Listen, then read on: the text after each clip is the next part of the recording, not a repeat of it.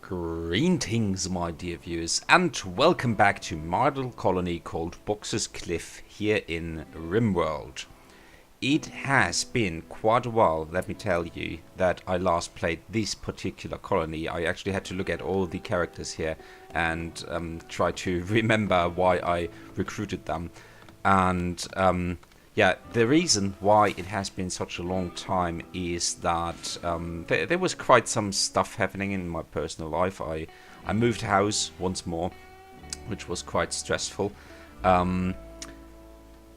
So I'm living at a new place now. It took some time to set everything up and to have it all running. In the beginning, I didn't even have internet, so I couldn't play this game anymore because the mods need at least a tiny bit of internet connection, even though this is a single-player offline game.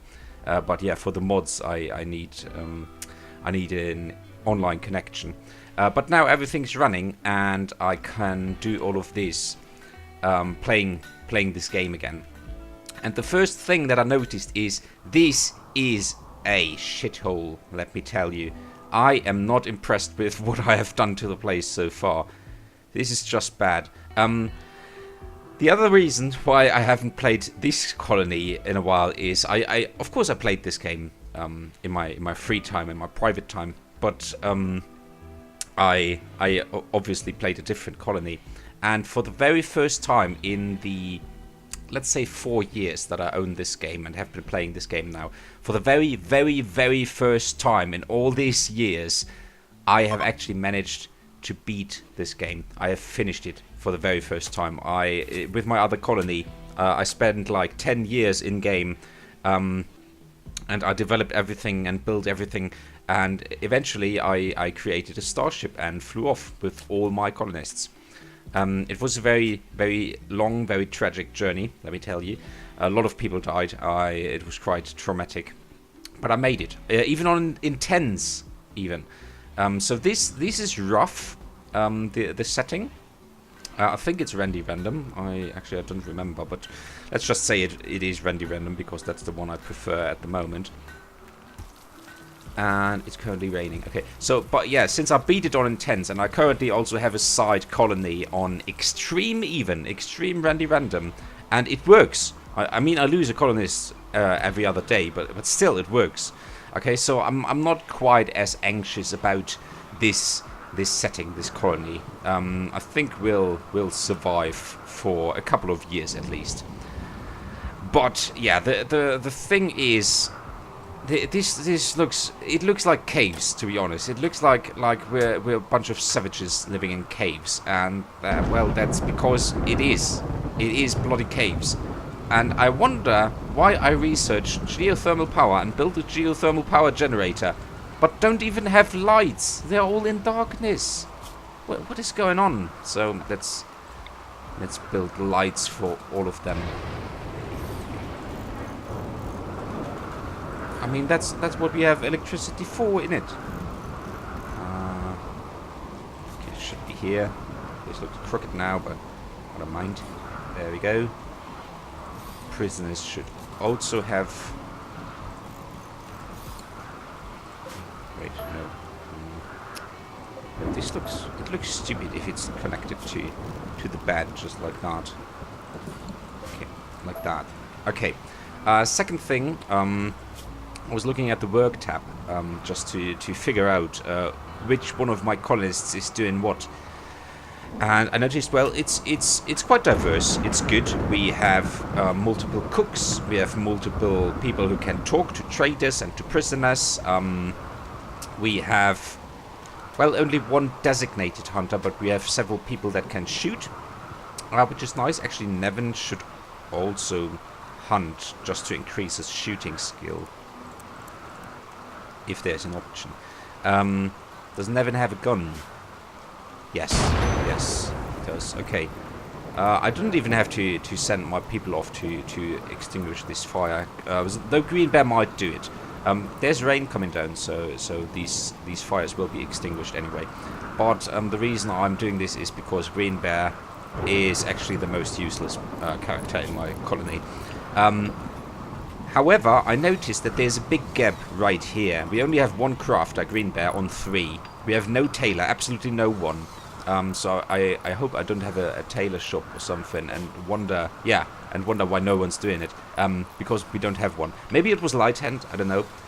You probably remember Light Hand, she died last season. So Green Bear definitely has to push this one way up. He needs to craft. Now, he's also my best grower, but every single one of my colonists has passion for growing, so growing will be done. It will be done. But Green Bear really needs to improve his crafting skill. And the crafting skill is the same as the tailoring one, so those two skills will go up simultaneously. Other than that, it's okay-ish. It's okay-ish. We don't really need anyone really badly just now. Maybe another shooter who can... Yeah, if it's a really amazing crafter. But then again, I want to train up Green Bear because otherwise he's really, really useless. He can handle animals. He can grow just like everyone else, and he can... well, he has crafting passion. He's not good at crafting, but he has passion for it, so it'll take some time to get there. And we get another Muffalo. There we go.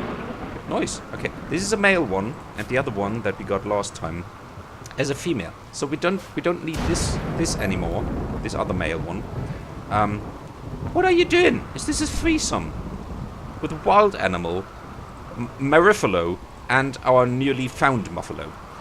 Well, okay, you just keep on banging, I guess. But yeah, we got that. We want the Muffalo on our pasture. Marifalo was following around Green Bear, and she got a shag out of it, so that's nice. And this Green Bear, this Muffalo is now all on its own, which is a cruel fate. I'm sorry. No, I won't do that to you. Instead, I will hunt and kill you, so that I can eat your flesh. That's much nicer. Though I can see that our fridge is pretty full. Yeah, we got through the winter quite nicely. So we actually don't need it. We don't need the meat, but then again, it's free meat, right? So might as well take it. Okay, so that's all the beginner's stuff. We have our 3 Muffalos now. We have a tiny baby Muffalo that we don't need. We might actually sell it eventually. Wait, no, there's another Muffalo. How many Muffalos are we keeping? There's another female Muffalo here. Okay, well, we're gonna keep the male Muffalo and Marifalo, the first female Muffalo that we have, which I trained for some reason. Don't see why I did that, but okay. These 2 we will sell eventually. But up until then, we can just use them for their wool and their milk. And down here, we can see that our kill box is being built ever so slowly. Which is nice. Which is fine, really. Let me just check. This is our old kill box, which was extremely inefficient. I remember that. Wooden deadfall traps don't do much. It does... be a beauty. Trap melee damage. 18. 18. Keep this in mind. 18 damage on a sprung trap. This is limestone, which still is not the best. Does 36. 36 to 18. That is more than double the amount of damage it does, I think. The best thing, I think, is granite. Granite does 39 even. I think that's the most damage deadfall trap can do. Or maybe plasteel or something does more, but obviously I don't have the amount of plasteel lying around to create plasteel deadfall traps. You need plasteel for other things, like building a ship or building bionics. Which, incidentally, leads me to my next point, and that is that I have... no, it's not here. That I have... No, I can't check the mods here, but I have installed at least one new mod. I don't remember if the other ones are new as well. You probably recall that I installed quite a number of mods. And one of the newest ones is one that one guy in the RimWorld forums told me about. So I was writing a post complaining about certain little things that bother me, and then he wrote a message to me, which was really nice, and he told me that at least one of my problems can be solved by a mod that exists. So of course I installed it, and the problem is, you can see that especially after winter, but also after like big wildfires and so on, there is no grass on the ground. And grass only very slowly recovers, and it always recovers by growing from the edge of the map towards the middle, which means that it is really hard for the grass to reach the middle of the map again after a long winter, for example. And especially hard if you cut it off with these walls, because grass can't go through that. It has to grow around, only if there's an opening. If there's no opening, your entire inner base is completely barren forever. Which is really bad if you want to, you know, build up a ranch for buffaloes, for example, who eat grass on the outside area that you consider your pasture. I think that's actually what I call my allowed area for my tame animals. So yeah, they can go all this way around pasture, but there's nothing to eat, so it's completely pointless. So I was complaining about how grass doesn't respawn on random tiles just over the map. And there's a mod for that, a very simple one, I think. For example, here, there's grass now. It just spawns somewhere, which is a really tiny thing that I don't know if you can share my enthusiasm about this, but I'm really happy that I found this, that this guy told me about this. So yeah, great. Now my buffaloes may feast here, and I don't have to rely on hay grass just as much anymore. However, that's not the only problem we have. As you can see, down here, we got a red letter. Red letter always means something bad. A group of pirates from the Combat Partners, which apparently is one of the 2 pirate gangs in my world, have arrived in drop pods nearby. They will prepare for a while, so they won't attack right away. That's nice. Let's take a look at them. There's a dead turkey here.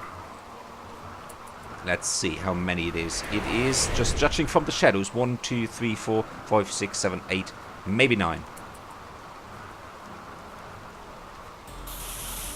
Let's see, 1, 2, 3, 4, 5, 6, 7, 8, 9 actually, yes. And it's not a melee combat team. In that case, they all wear melee weapons and a personal shield, a shield belt, that's what it's called. But they all have shooting weapons, which might be more frightening looking, but the fact is that all of these are obviously individual characters, so not all of them can actually shoot. This one can, yes, he's actually quite proficient, but this one cannot, for example. So it is rather unlikely that he will hit me from medium to large distances. Or this one, for example, 0. It's on, and he's also a brawler, so he's quite unhappy about carrying a gun. There, minus 20.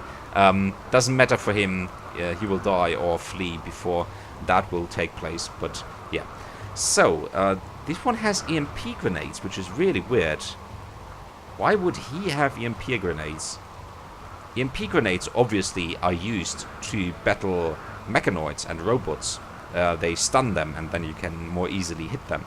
But against human enemies, it's absolutely worthless. So this is weird. In any case, so we are attacked by 9 people. Let me actually check the names, whether one of them is on my list. But no. There's green here, which is not my green. My green is this, John Greenberg Schaefer. But this green is actually one of the names already in the game. It's called Hector Green. There's also another green, weirdly enough, and that is a tribal character called Green, just after the color. So yeah, you will see quite a lot of greens, actually.